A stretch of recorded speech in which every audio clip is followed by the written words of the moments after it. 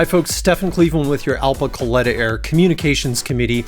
Recently I was contacted by our first officer rep, Alex Villar, who said, hey, wouldn't it be good if we could make a video that covers this double out situation, which a lot of us find ourselves in working at a supplemental air carrier. Also, I contacted Mike Mignero, our scheduling committee chairman, who advised me on what elements to cover. So after a conversation with him, I decided I'd hop behind my screencasting software and do this video for all of us. All right, first of all, what is a double out? A double out, as covered in 14 CFR 121.523 for supplemental operations, specifically states under E, each certificate holder conducting supplemental operations shall give each airman, upon return to his operations base from any flight or series of flights, a rest period that is at least twice the total number of hours he was aloft as a flight crew member since the last rest period at his base, before assigning him any further duty.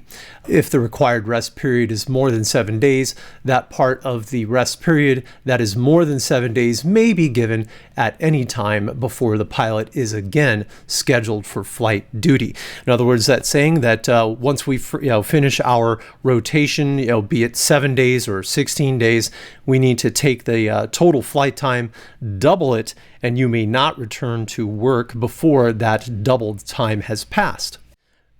Coincidentally, this double out scenario actually affected me just this last month. Let's take a look at what happened. So this is my August bid, and as you can tell down below, on Sunday, the 1st of September, and Monday, the 2nd of September, my August bid, my trip, went into the 1st of September and the 2nd of September. So what happened was, let's take a look at my September award. All right, so that went into my September, and as you can see, disregard the AME, that's when I got my aeromedical exam done. But as you can see, that kind of wedged my time off into the 3rd through the 6th of September. So what do you think happened next? I got an email from the good folks at Crew Resources that says, you have a double out issue going on into your next rotation. Would trading days 7th and 8th to the 23rd to the 24th work for you? So here they're making room for that double amount of time that I was flying the previous month to expire, and are asking me if they can move my days off from the 7th and 8th to the 23rd and the 24th. Well, what may happen for a lot of folks when they do a bid is, of course, you're going to make plans. In fact, you may have made plans around your bid.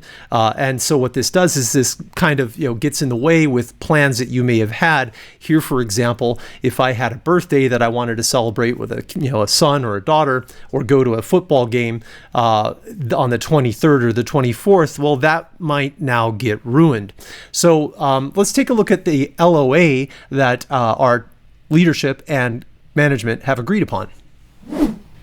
All right, as we know in our Comply 365, there is a collective bargaining agreement folder. Here's how you find that folder.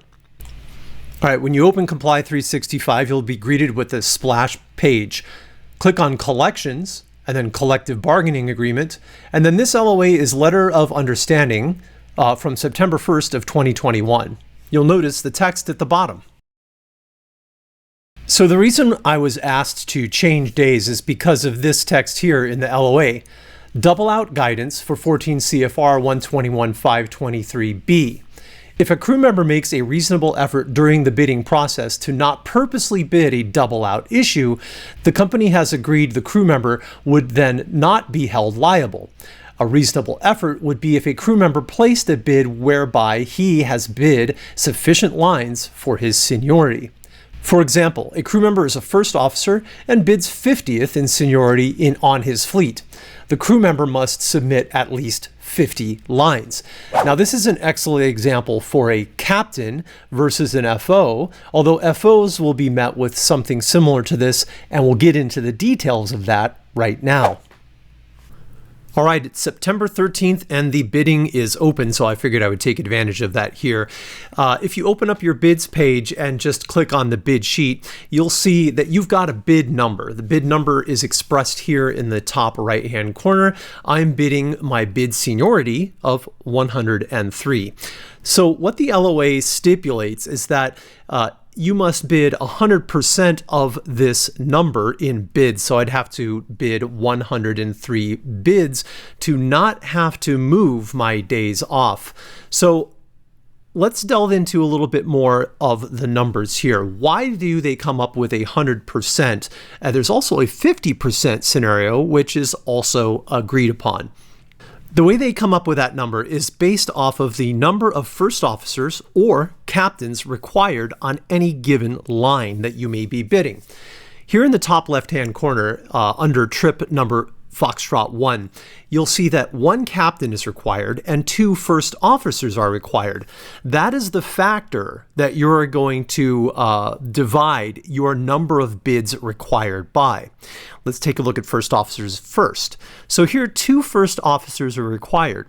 So you're going to take your bid number and divide it by 2 in order to satisfy the LOA. So here, for example, you need approximately 52 bids in order to satisfy this because there are 2 first officers, if you're bidding as a first officer, required for this particular line.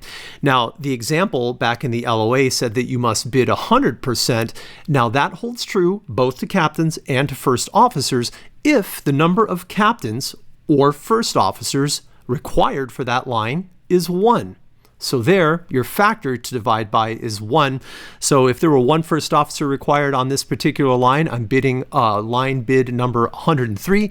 I would have to have a 103 bid numbers in my bid in order to satisfy the LOA. Coming along? All right.